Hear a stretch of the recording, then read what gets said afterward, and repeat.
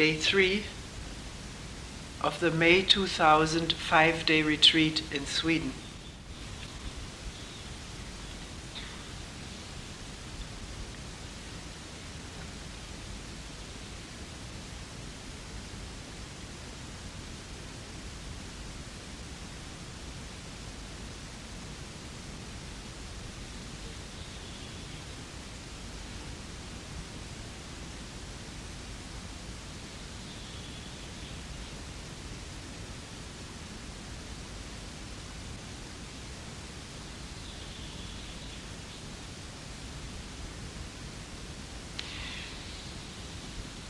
It is not easy to come in touch with oneself.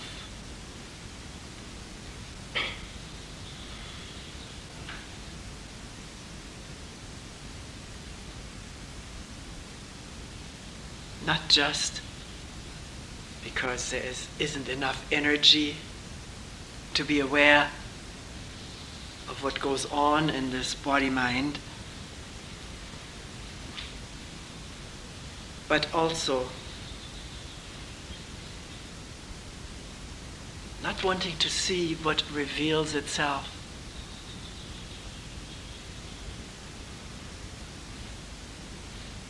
All kinds of thoughts and ideas and storylines that we don't like because we're very attached to an image of ourselves, of being not like that.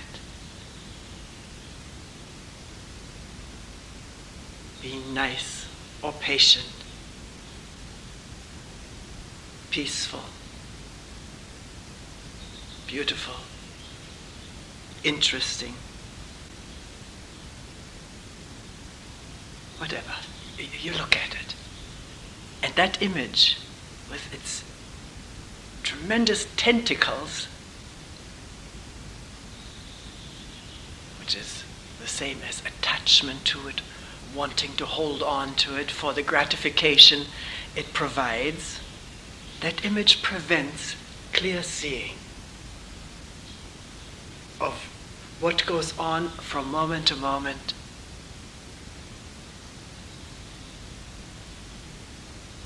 So one hint, which may be helpful if it's possible to be that way. Don't identify with what reveals itself as this is me, or this is not me, or this shouldn't be me should be otherwise.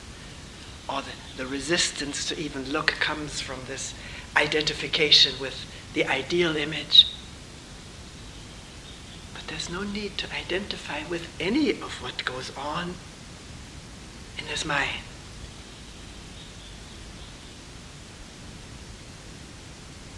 The identification is so instantaneous, so habitual. Hard to detect this fleeting thought, this is me or this is not me, but it's there. It can be palpably there. You can feel it. I don't want to be this way, I want to be that way, or I am not this way. Denying a violent or angry or vengeful thought. Rather than just seeing it for a thought occurring in a human being who represents all human beings. We're not so different from each other. The content of thoughts may vary, but the movements of wanting, and fearing of not getting it, and the frustration or anger when we don't get what we want, and the angry thoughts that arise with that, or frustration, that is common.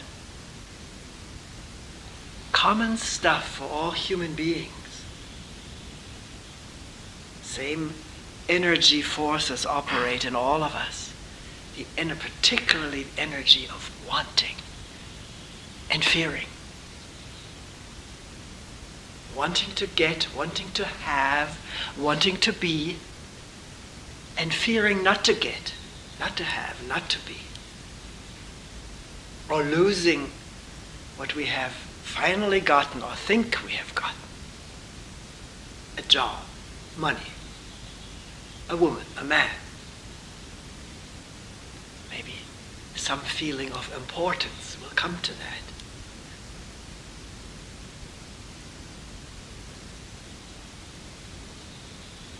So, no need to be afraid of seeing what goes on.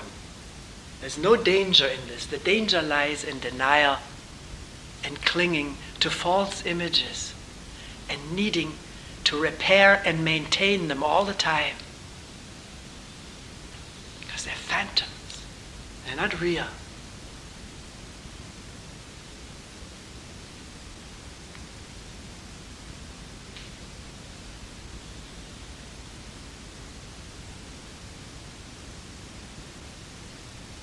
Somebody mentioned more awareness with what goes on, and then a sadness. I don't know whether I remember this right.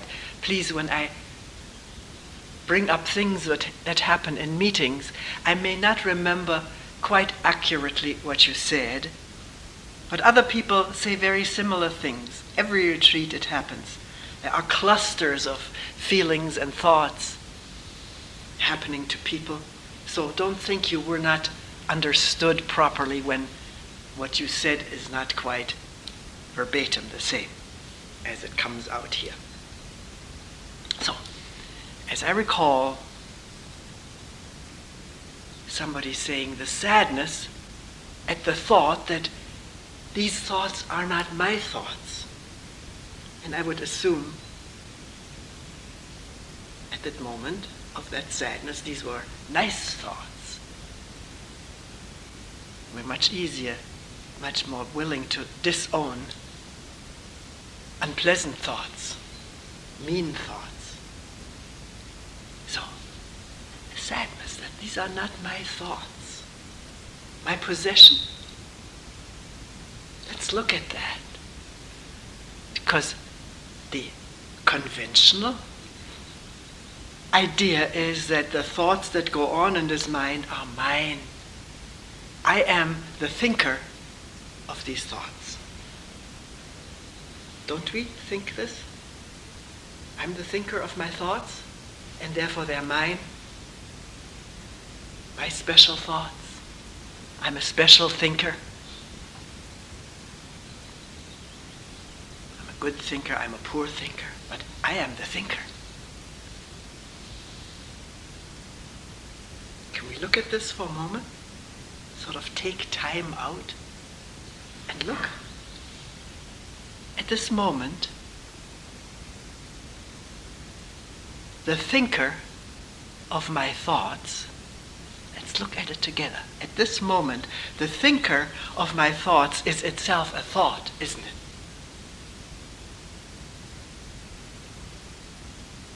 What else could it be? There is no thinker. There's only the thought that there is a thinker. Okay. And no one needs to prove that to you, that it is a thought. You can see it, can you? Right now, you think, I am the thinker. I'm talking about it. It's also thoughts and words.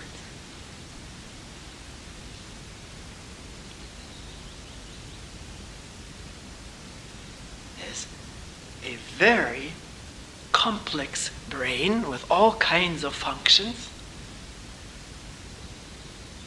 incredible memory structures, some of them built up. I think we said that yesterday, between the age of 1 and 3, the main evaluating structure is built up in the child, in the toddler. Between the age of 1 and 3, what is good, what is pleasurable, what brings love, and what is dangerous, painful, unpleasant. It's already established in the brain between the ages of 1 to 3. Of course, it keeps accumulating. It goes on. all our life, more values, more evaluations, what's good and what's bad, from experience or from what people tell us. Parents, teachers, priests, religious leaders.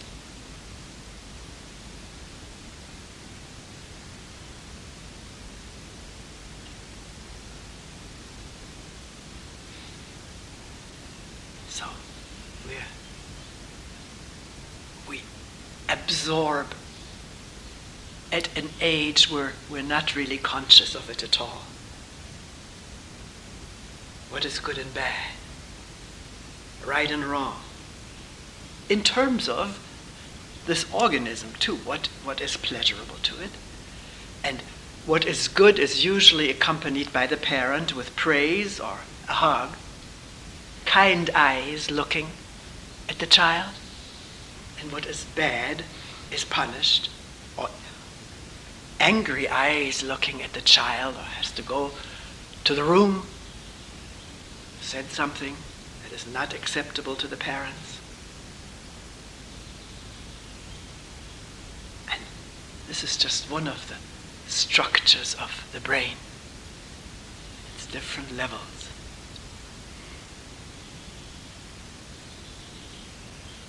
From these memories come thoughts. I like this, or I don't like this. This is agreeable, this is disagreeable. Coming up from memory. Deposited through parents, teachers, society, whoever we're in contact with. It's depositing memories in the brain from which thought comes up. I would like this. This is beautiful. This is ugly.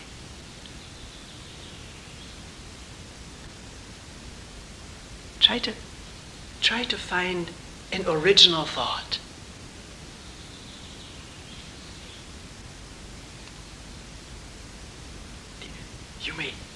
Something may be seen that has never been seen before, and then the brain, its function, makes a thought out of it. But it has to be seen first for a new thought to come. That thought expresses what has been seen. And usually we don't see freely. We see according to the value structures in the brain. We see according, and here, we said the senses are to be taken as one. We see and hear what we want to see and hear. What we've been trained and rewarded for to see and hear. And we don't see and hear what is threatening or painful. Not in agreement with our beliefs. That's why it may be hard at times to listen to a talk like this, because it does not agree with the way I see the world. And I want my way of seeing myself and the world confirmed in a talk. If that's not the case, there's a tuning out or a misunderstanding. Sometimes people say to me, you said this and that, and I couldn't possibly have said that. It's totally different from what I wish to convey. Not that I can't make a mistake in saying something, say the wrong word, that of course can happen.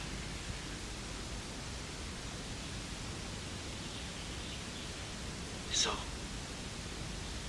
my thoughts, my good thoughts, not my ugly thoughts. These are not owned usually. That's why it's so hard to get to know oneself, to see oneself in action, or rather in reaction to somebody, something.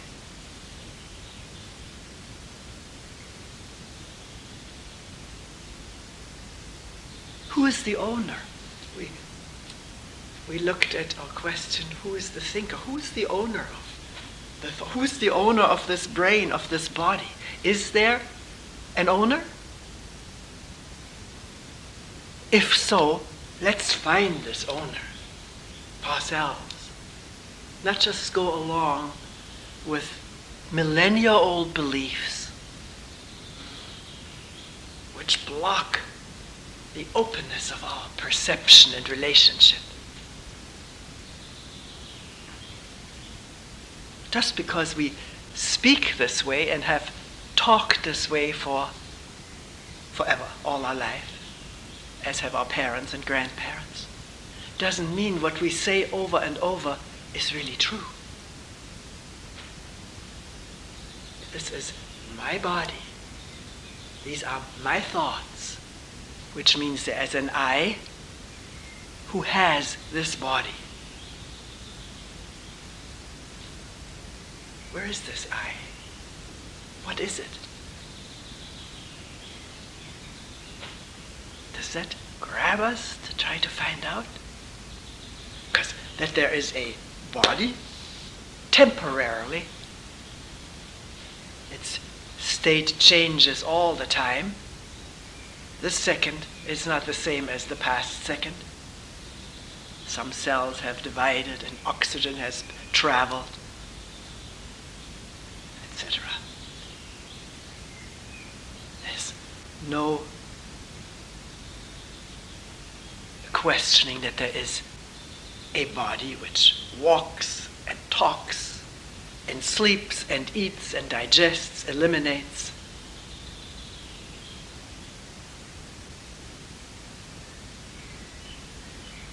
And then there is the idea that this is my body. Do you see that this is an idea? If not, find this I. It's the most worthwhile research that any one of us could do. Look inside, outside. Watch your reactions, the way you talk, the way you feel happy or sad or hurt, defensive. What are we defensive about? What hurts us? Where does it hurt?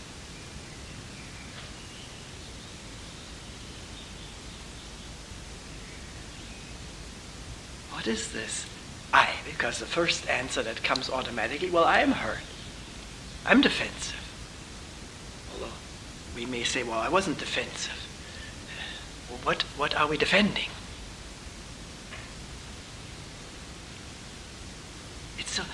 It's not a dangerous, painful journey in a way. It comes, there is relief in seeing something that is true. In seeing that there is defending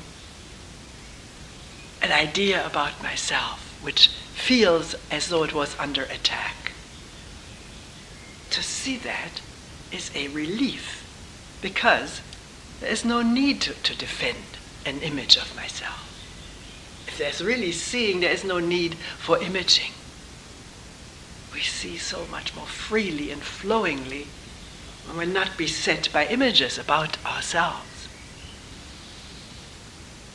But you have to find this out for yourself. No one can do it for us. No one.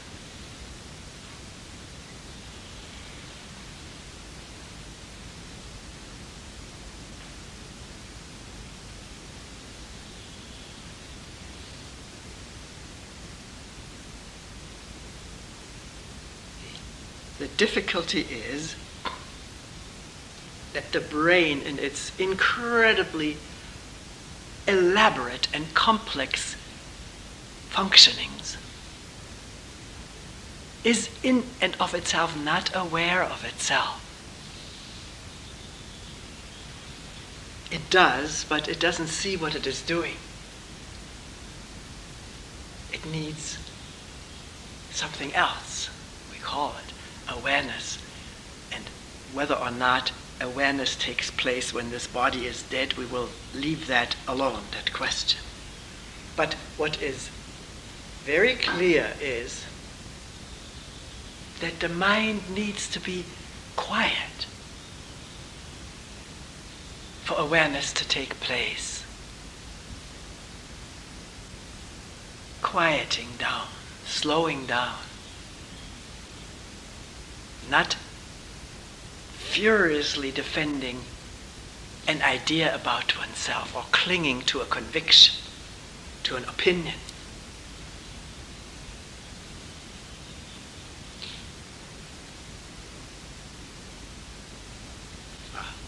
You could say, well, wait a minute, how can I ever be aware of thoughts? Because thoughts are activity of the brain, imaging, defending, and yet there can be awareness of that process. That seems to negate what I just said, that the brain needs to be quiet. I have to put it differently. There. At this moment, looking right now at what's going on, there is awareness is there, the energy is here, and yet thoughts are there. We're talking about, am I the owner of my thoughts? Am I the owner of this body? So the brain is obviously doing work, but it takes place, this work takes place in an open field of seeing, of awareing.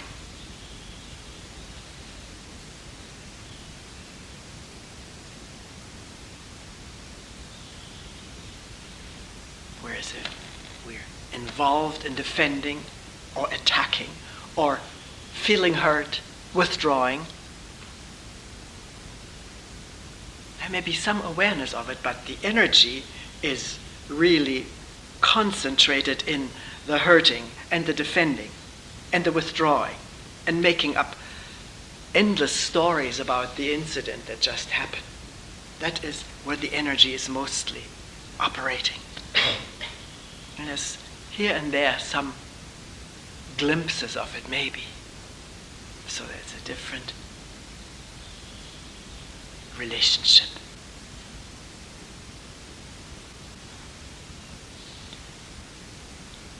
So, will we find out what this I is? This me, the owner of the body? Grapple with it. It's worth it. Because we're taking so much for granted and acting on it all the time and talking in that vein. We've never examined it. We just speak second and third hand words to ourselves and to each other.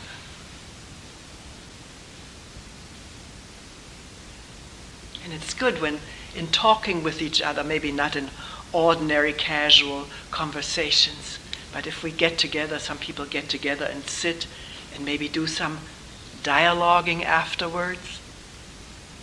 Ask each other, what do you mean by this? What do you mean when you say, I'm hurt? Or this and that. I can't think of anything right now.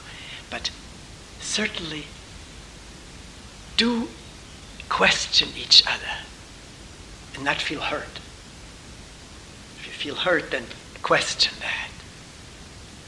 Not just, oh, they don't like me, or I'm stupid. See what all comes up in the way, getting in the way of an open, innocent questioning. Yes, what do I really mean? And that takes us deeper into looking, away from just automatically putting things the way we've been putting them for hundreds of years, repeating what others have said, and not really knowing what it means in depth.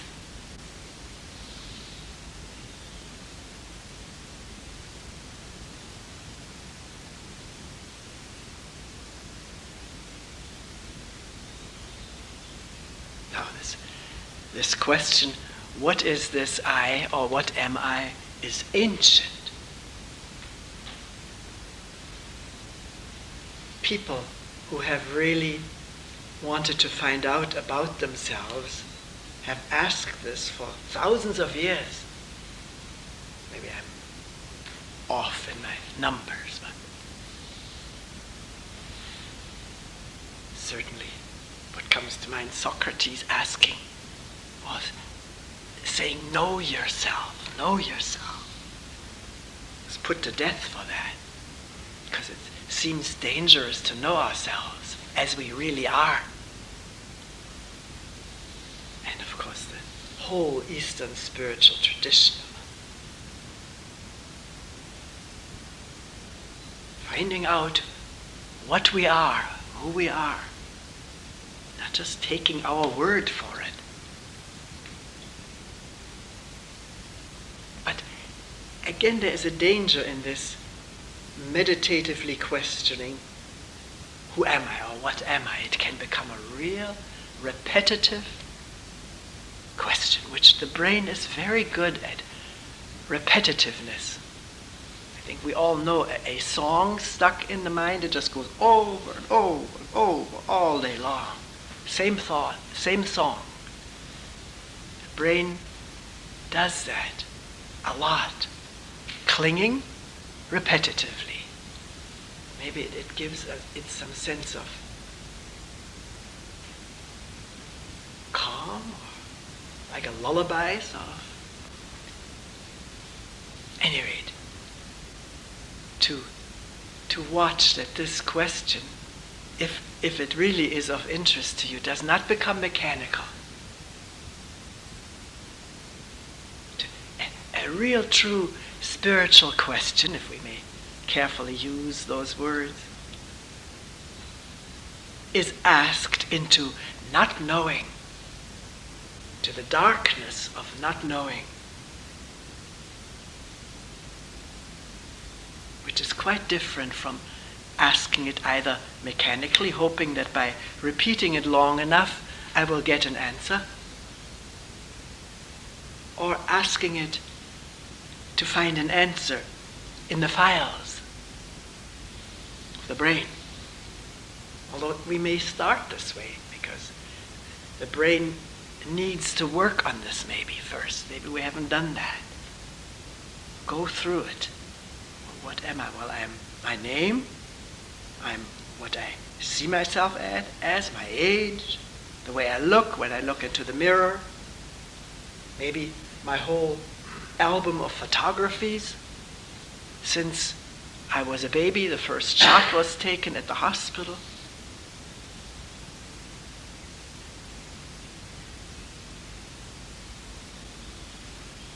My ideas about myself, what I think are my capacities, my talents. It's all thought right now, isn't it? But go through it, and you may find that you come to no satisfactory answer. Find for yourself whether whatever the brain produces in answers really says, yes, this is clear, beyond all doubt. Because what the brain comes up with is memories, thoughts, images, stories, pictures. Is that what I am? Is that all I am? Because then come all the concepts that we've taken over from hearing sages and speakers and teachers who say you're not the ego, you're not all of this stuff, image and story. You are the whole, you are the Buddha, you are Brahman.